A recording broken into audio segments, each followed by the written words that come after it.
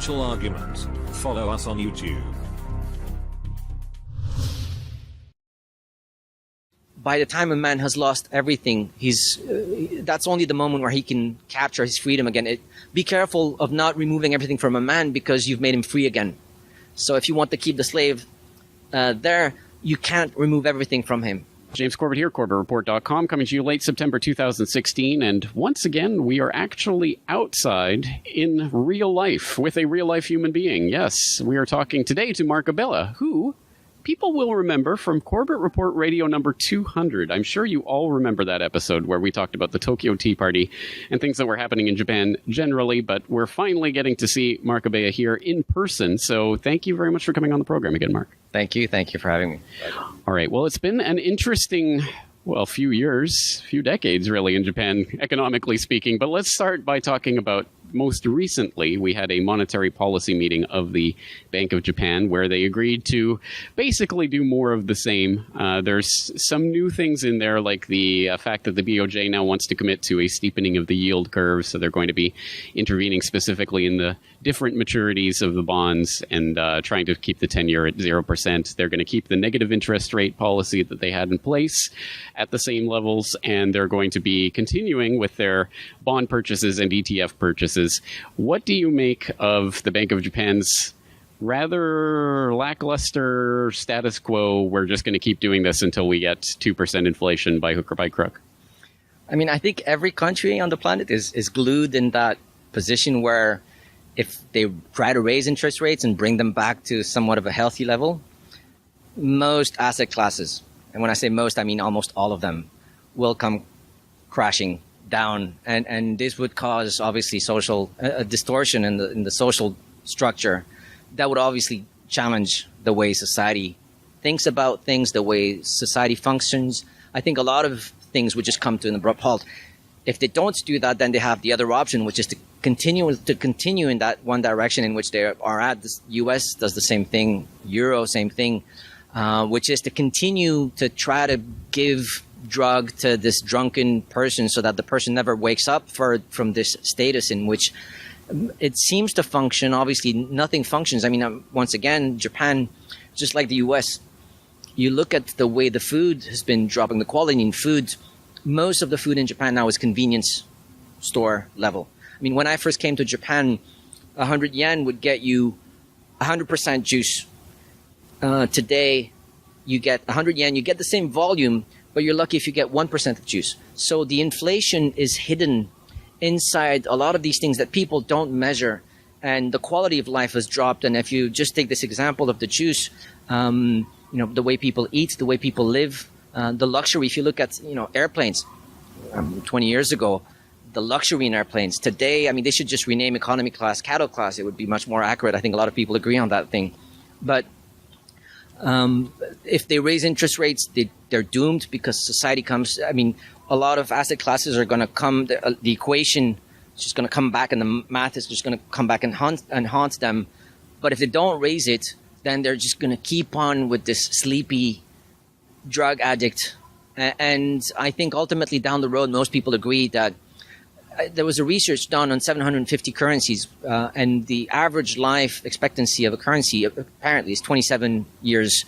The dollar, on which the yen was intimately tied for a while, was unpegged from gold 1971, August 15. So, we're past the 27-year-old life expectancy. We're 45-year-old into this.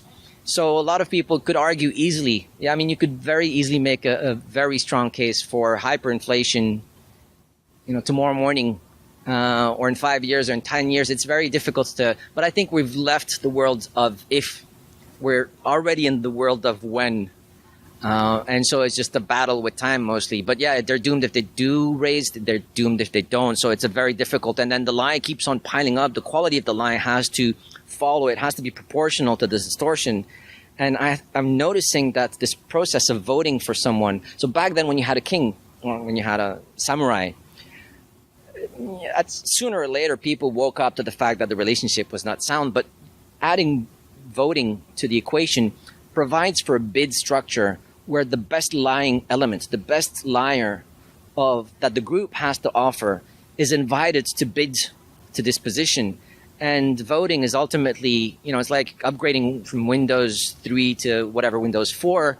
And you go, wait a second, I thought I improved, but you got twice the amount of bugs. And you did I really want to upgrade to this version? I think voting provides now for a bidding of the best liar that society has to offer. Whereas back then, they had to pick from a family, a father, a son, 3 sons, who's the best liar to keep this kingdom into check. Now you can just go out there and pick the best liar who raises, Hollande, Sarkozy, whoever comes out there and lies best is the person who's going to be elected. And so the size of the lie, the way the central bank distorts signals, monetary signals, everything is tied up into one huge equation. And every year it gets bigger and bigger. I mean, Japanese population, you know it better than I do, is struggling now. Most people, 2 of them need to work in a couple.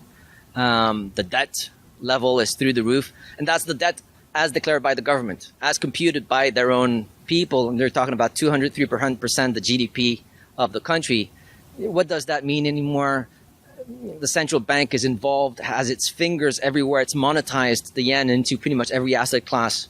So every price that you see out there doesn't reflect a real customer that's out there that says, I like this product and I need it.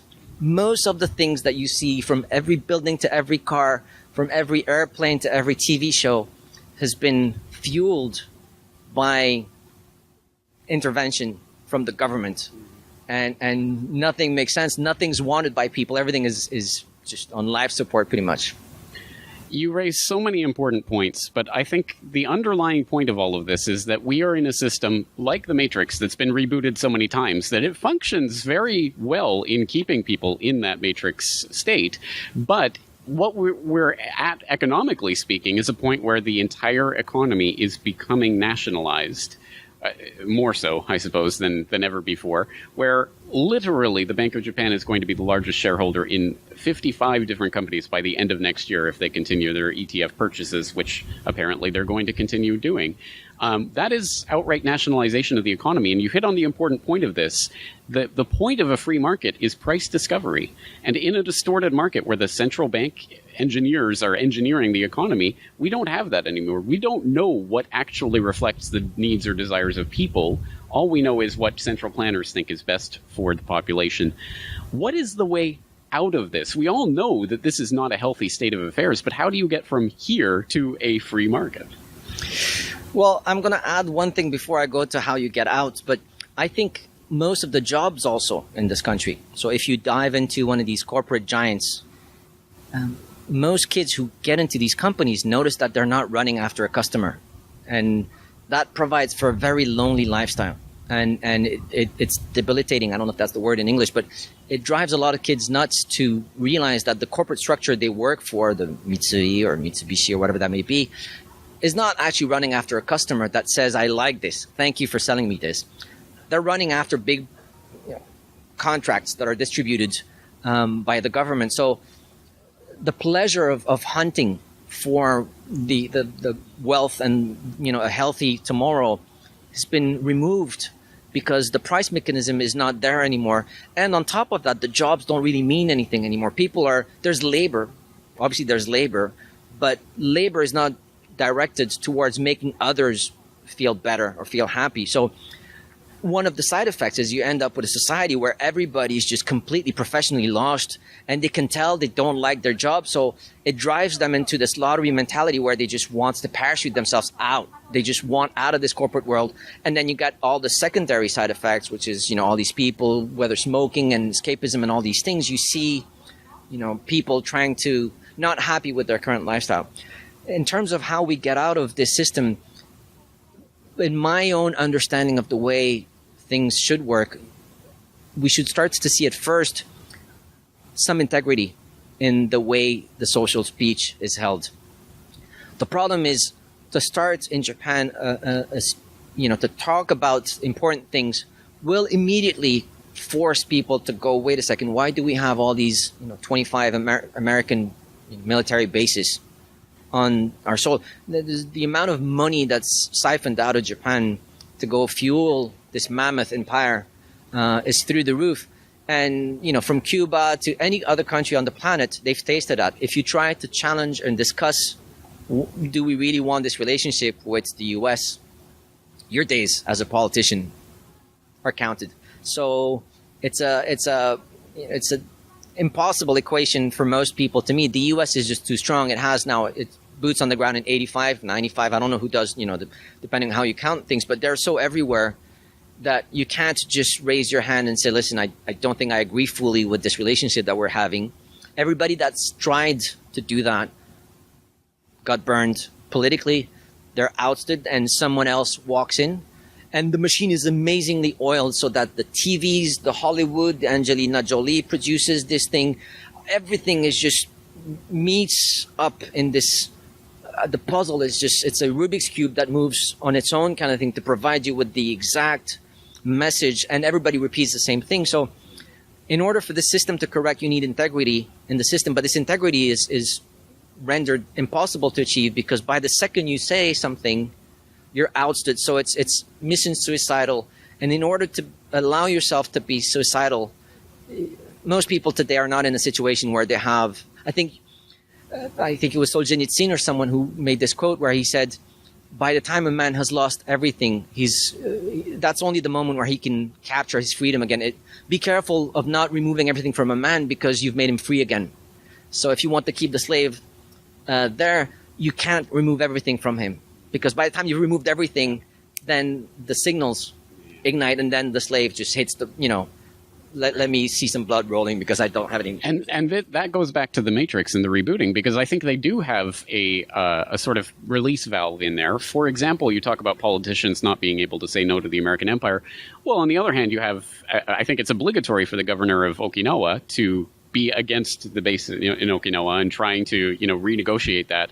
But it, of course, never actually evolves into anything. The base never actually gets moved. Nothing ever actually happens. But there's that resistance, and people feel like, oh, we elected this governor, and he's going to do something about the base, and then nothing will ever happen. So there's the release valves that are built into the system. Sure. So economically speaking, let's bring this back down to the personal level of actual real people living a personal lived experience in an economy that is this false consciousness of this, cooked books and all the government deciding what people want rather than people deciding what they want. People living their lives in this system that's been designed for this corporate treasury where in the past you've basically sold your soul to a corporation, worked for them for 40 years or whatever, you retire, you get taken care of in the end. That's clearly breaking down. We have more people retiring now, pensioners coming on board who are now selling their bonds.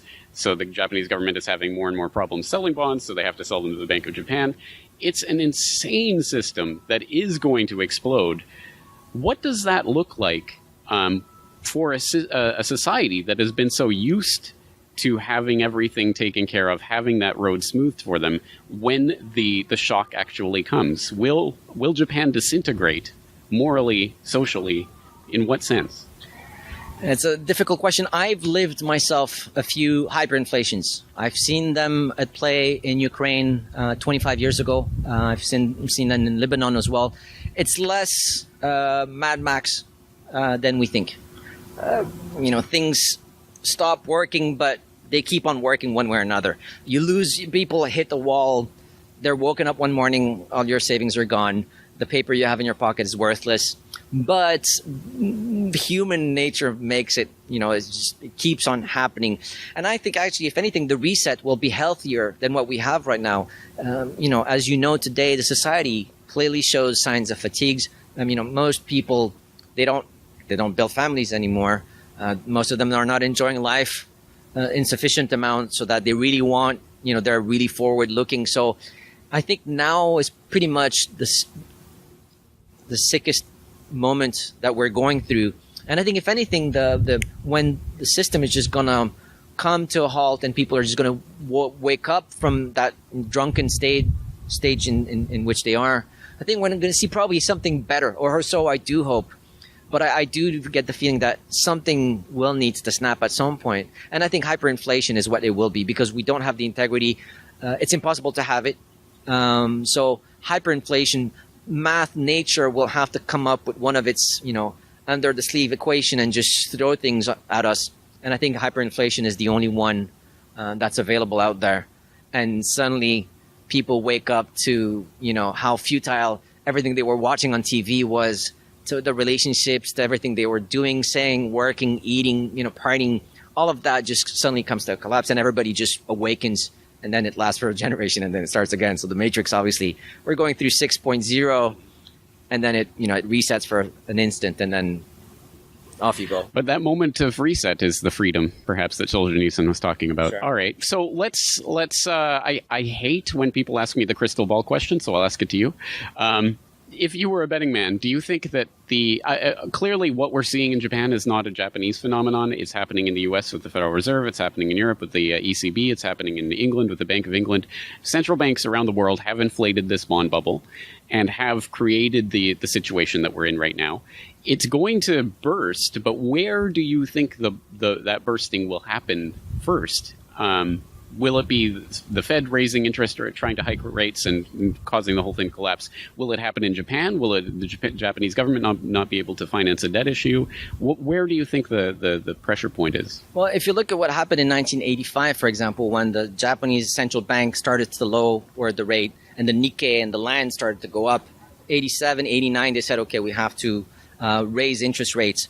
And then the Nikkei was inflated already at 39, in some almost 40,000, right at the peak of the bubble. Land in Tokyo, I think there was the Imperial Palace or something, was worth more than the entire worth of all the land in Canada or something, some absurd number, of Ginza or some rich place in Tokyo. I don't think it's interesting to see that most mechanisms, so the government now with all these Operation Twist and Protection Plunge and all these different what America does, but they have their equivalent in and I'm sure your listeners are familiar to that, but they have the same things here in Japan. So every time the market drops a little bit, it's computer supported. So most asset classes are kept inflated. So I don't see one asset class being allowed to collapse. I don't think the system now has sufficient holes. It did have these holes in 1980. So suddenly the land could collapse, a Nikkei could collapse, the Dow Jones could collapse. Today, with the computer, the way it's built in, you will have the FOMC meeting, you will have, the Fed will announce we're raising rate, we're not raising rate. Computers are out there already waiting to see what the market says. And if the market says tank, the market just lifts it up. So you have, if you look at the Nikkei, it looks like a dead, patient at the hospital. The line it just doesn't move anymore now. And I think the further we go, the more impossible it will be for these asset classes to reset to something healthy because they're all on life support. So you have this entire body where every, function is now on life support.